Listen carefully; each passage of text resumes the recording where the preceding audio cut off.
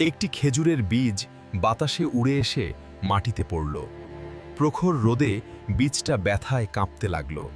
তখন একটি উট এসে তার মুখ দিয়ে বীজটিতে জল দিল, আর তা থেকে ধীরে ধীরে অঙ্কুর বের হলো। এরপর প্রতিদিন সব পশুরাও কাছের পুকুর থেকে জল এনে গাছটিতে ঢালতে লাগল। কয়েক বছর পর একটি বলিষ্ঠ ও লম্বা খেজুর গাছ জন্মালো। তারপর উট আর সব পশুরা সেই খেজুর গাছের নিচে তাদের ঘর বানালো। একদিন এক লোক গাছটি কেটে নিয়ে গেল।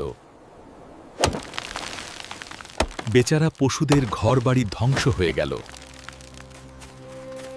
কিন্তু কিছুদিন পর সেই কাটা গাছটি থেকেই একটি নতুন খেজুর গাছ গজিয়ে উঠল। এই দেখে সকল পশু অত্যন্ত খুশি।